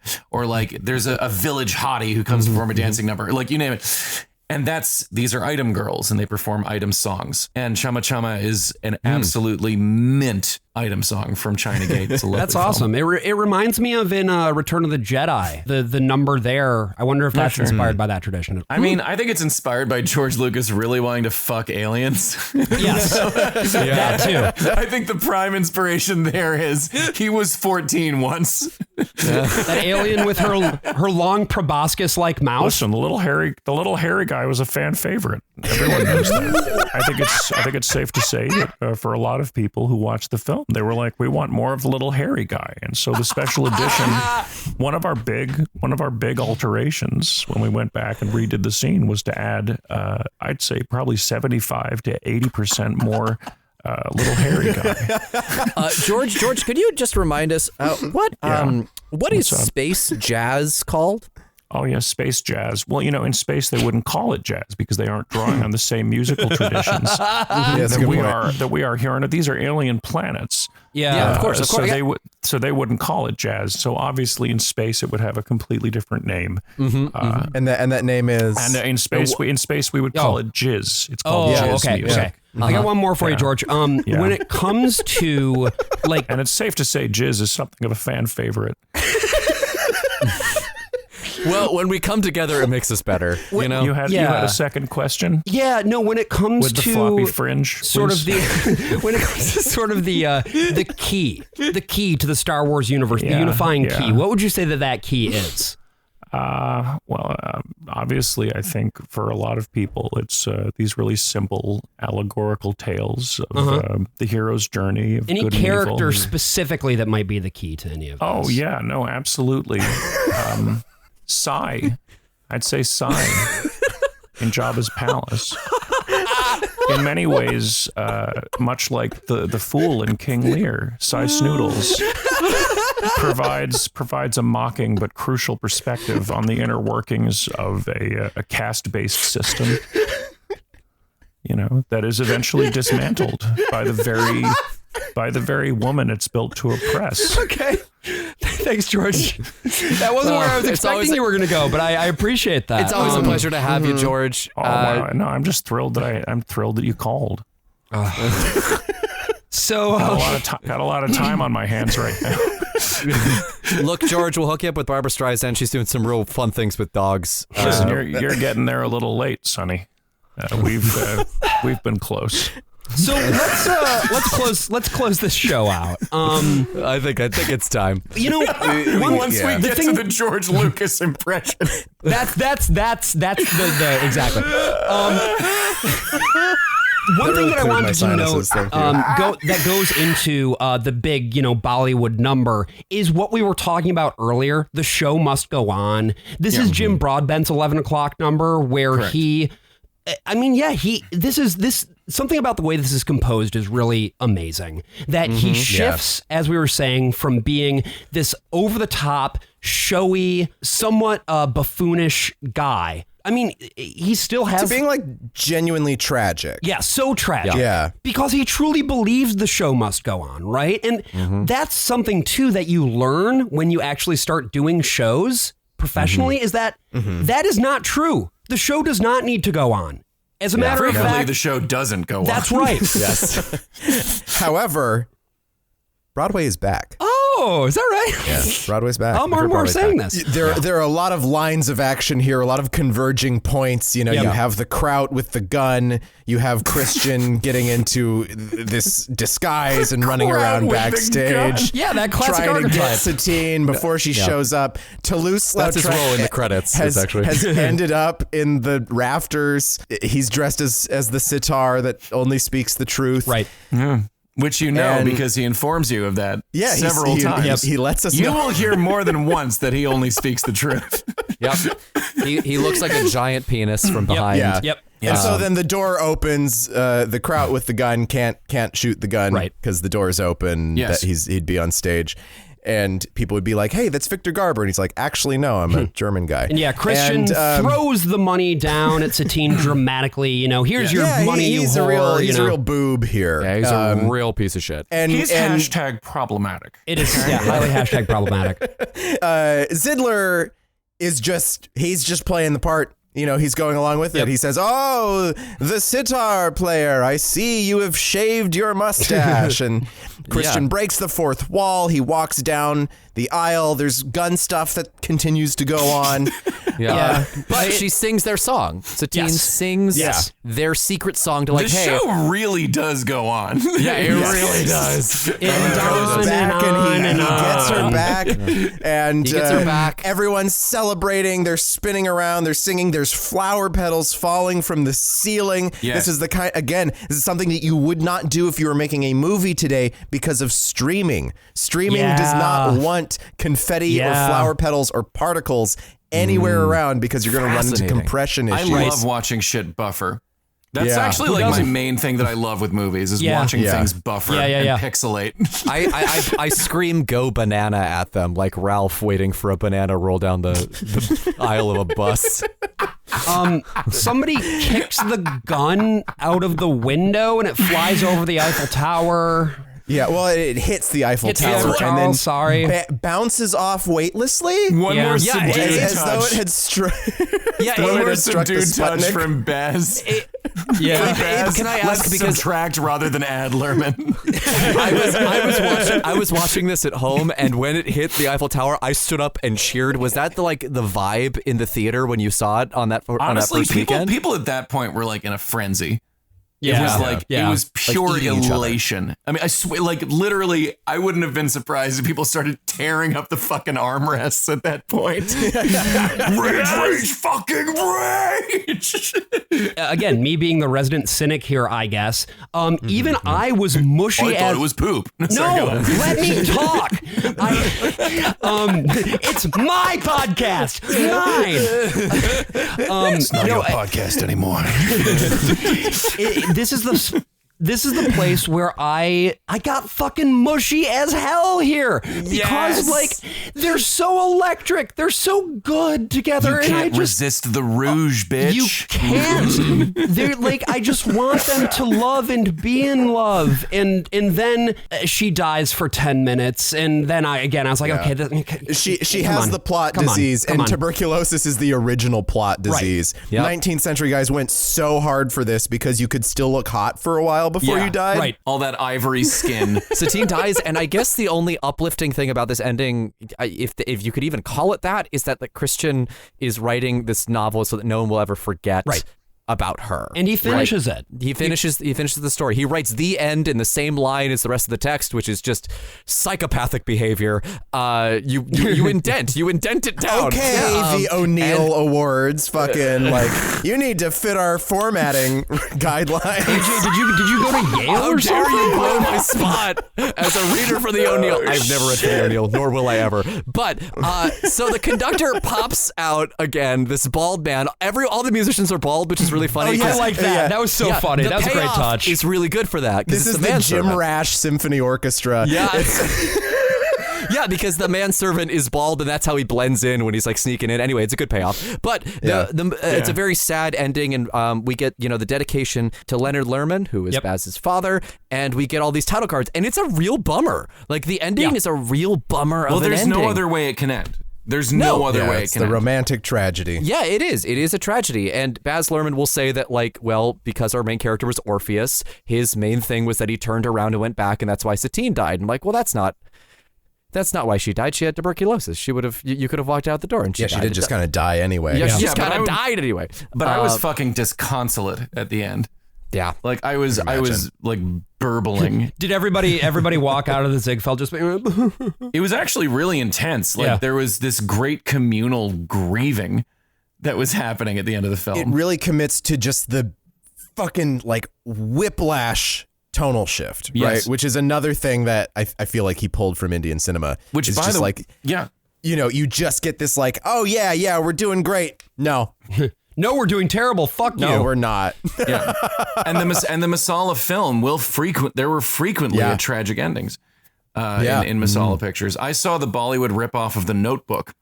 It was called You, Me, Our Hum, and it's a full musical. And the amazing fucking thing is, it's such a bulletproof tearjerker concept. Yeah. That by the time you get that payoff, you're going to cry. Yeah. Moulin Rouge had a $50 million budget. It made $179 million back at the box office. Mm-hmm. Baz Luhrmann, for the most part, produces nothing but hits. Australia being the one that underperformed. But that was the outlier. But everything else has made its budget back and then some. Yep. And he taps into something, I think, incredibly primal in people. Well, and I think there was something too about the razzle dazzle of this specific movie that primed people as well for. Or like the razzle bazzle. That's right, Brian. I think it really primed people for the Chicago movie adaptation that would come out in 2003. The 90s were not. We weren't getting movie musicals in the 90s outside of Disney. Right. And then 2000 rolls around, we have the one outlier of like the one movie that came before Moulin Rouge, which was Dancer in the Dark, which I don't which think somehow did not make as much money at the box office as Moulin Rouge. Well, but also it has a sad ending too. It's the same thing. Bjork slowly going blind in a dead-end factory job and then getting hanged, bizarrely enough, did not reach the box office pinnacle. For whatever reason, Mr. Box Office Magic himself, Lars von Trier, Captain Feelgood.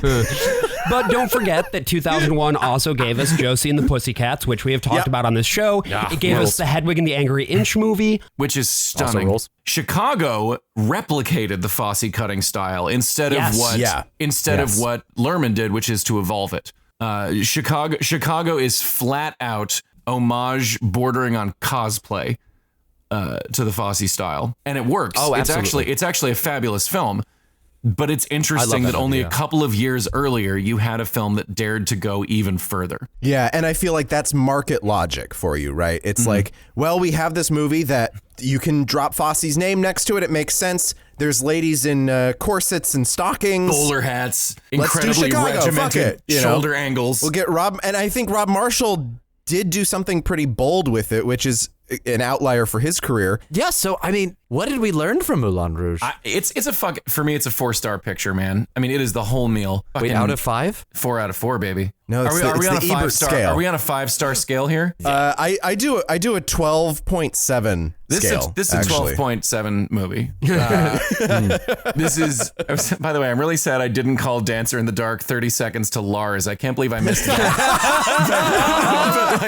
but anyway, that's perfect. But anyway, no, for me, like Moulin Rouge is it's a film that changed the culture, but can never be repeated. Like people tried, they never got as far as Luhrmann did, and only Luhrmann has evolved that style. Everyone else took bits from it to the extent that they could, but only Luhrmann. Like if you look at Elvis now, it is, I think, the shiny, honed perfecting of what he was doing on Moulin Rouge, because those montages in Elvis are so intuitive and so beautifully constructed that when you're not swept along by them, you're wondering, how the fuck did they ever do this? And I feel like, I don't know, man, for me, Moulin Rouge is whatever you want to say about it being dated in its attitudes about certain things. And I just feel like the picture straight up works. Movies either work or they don't. And this one works so fucking hard, and it's still funny, and it's still weepy, and it's still exciting. And I'm kind of amazed at how well the whole package has aged, regardless of whatever inside it, whatever components haven't aged as well. There's something to be said for, and I talk about this sometimes, like the difference between the language of film and the language of stage. One of the things that I think is interesting about this movie is the way that it's highly cinematic, right? This is not Bob Fosse in the way that he directed would incorporate some stage-like techniques, and also Mike Nichols, another director who is very good at like using some stage techniques in a cinematic setting. No, this is a movie. This is a fucking movie. And I think that's also, I mean, I have not seen the Broadway version of Moulin Rouge, but when you're talking about taking something from a movie and adapting it to the stage, you're always going to run into some of those bumps, because how do you take something so purely cinematic and translate it to the stage, you know? You take the stage roots of the movie. Sure. Because I mean, it's so rooted in theater that there's so much to draw on. And the stage version does not feel like they're trying to do a movie on stage. It feels like a stage musical. So I can say that for sure. I feel like Luhrmann has spent most of his life trying to merge his theatrical roots with cinema. And the result is you get a director who, again, watch it with the sound off, you know immediately it's a Baz Luhrmann movie. Yep. So Moulin Rouge came out obviously in May 2001, 4 months before 9/11. And did it cause 9/11? Did it cause 9/11? No, No, Avril Lavigne did, That's according right, to the Brian. lore of this podcast. No one had seen her before that day. And I think that it feels of its time in a way that there's like this inherent, I don't know what you want to call it, bombast, optimism, something. I guess my question is, I don't know, is this movie of its time? Is it timeless? Is it somewhere in between? No, but that's literally, it's everything. It is so dated, and yet it is eternal. And I think that's how it captures the essence of its source materials. That, like, literally there's no answer more detailed or simple than that. Yeah. It belongs entirely to its era, and yet it will never actually get old. Speaking of someone who will never get old, Abe. I'll take it. Tell us about your projects that you have coming up. All right. And I'm going to take a moment to rave about your director / actor tour de force, I want to say, in First Time Caller. Thank you so much. I'm really pleased with how it turned out. Yeah. I don't know if there's going to be a distribution for that any point down the line, fingers crossed. But like it really deserves to be seen. It's written by Matt Rogers, co-directed by me and James Darling, who is a genius. And Abe's the only actor that you see on screen for the entire film. And the fact that he's playing one of the most despicable people, but also like one of the most human characters, it's such a magnificent balancing act that I think a lesser actor would just like topple into the sea. But you carry the film, Abe. It's like it's an unreal performance, and I really hope people get to see it. Thank you so much. That means so much. This is coming out on Wednesday. Is it still available for people to check it out? First Time Caller stops streaming with the Brooklyn Film Festival when we're recording this, Sunday, the 9th of October. But it will continue for several days hence on the Seattle Film Festival's streaming program. And you can rent it there. And after that, who knows? We'd love to find a home for it. I'm really proud of the film. I think James Darling is an astonishing collaborator. Everybody involved in the film brought their A game. And honestly, I couldn't be more grateful that any of you took the time to watch it and that it hit you the way it did. I'm really, and we just won Best Feature Film at the Brooklyn Sci-Fi Film Festival. That's right. And at the Seattle Film Festival, we won the Grand Jury Prize for Best Feature, Best Actor, and for Best Director. If you want to see my insanely even lower budget first movie that I directed, did cinematography for, and edited on my couch, I made a movie called The Horror at Gallery K. It is a less than micro budget, black and white lesbian romantic horror fantasy that you may be shocked to learn was not very commercial. You can rent it or buy it on Prime.